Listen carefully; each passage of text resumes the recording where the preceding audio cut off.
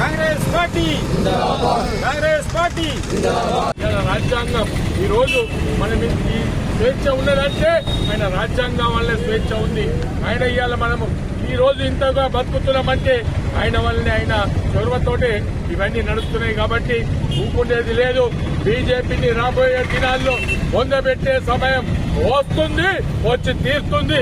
మీద వాళ్ళని ఎవరైతే ఎంకరేజ్ చేస్తారో వాళ్ళ స్వయంలో ఉన్నటువంటి అంబేద్కర్ ను ఇవాళ కించపరుస్తుందంటే ఊరుకునే పరిస్థితి లేదు. కాబట్టి ఖచ్చితంగా పాలాభిషేకం చేస్తూ ఇవాళ అంబేద్కర్ ను మరి ఈ బాన్స్వాడ ఏదైతే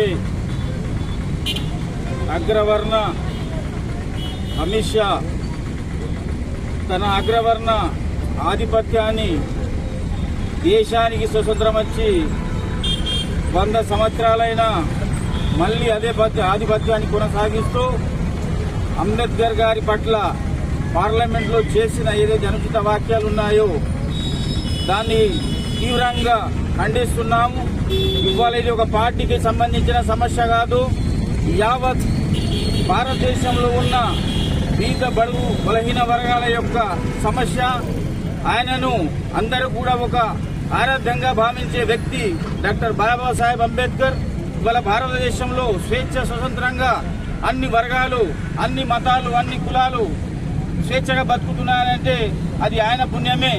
అమిత్ షా గారు ఇవాళ మీరు అక్కడ కూర్చున్నారంటే అది కూడా అంబేద్కర్ గారి దయ వల్లనే మీరు ఇవాళ పార్లమెంట్ లో కూర్చున్నారు. అది మీరు మర్చిపోతున్నారు. అంబేద్కర్ గారిని మీరు ఏదైతే అవహేళన చేస్తూ మాట్లాడారో దాన్ని తీవ్రంగా ఖండిస్తున్నాం. ఇవాళ నరేంద్ర మోడీ గారికి ఒక ప్రశ్న అడుగుతున్నాం.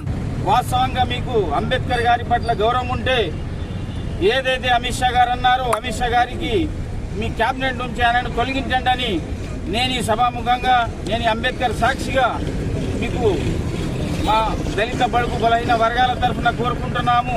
ఏదైతే బీజేపీ అందరూ బంధువులే అని అంటాదో ఆ శ్లోకం వాస్తవమా కాదనేది ఇప్పుడు తేలిపోతుందని నేను మనవి చేసుకుంటూ ఖచ్చితంగా అమిత్ షా చెప్పాలి. బీజేపీ అమిత్ షాను కేబినెట్ నుంచి తొలగించాలి.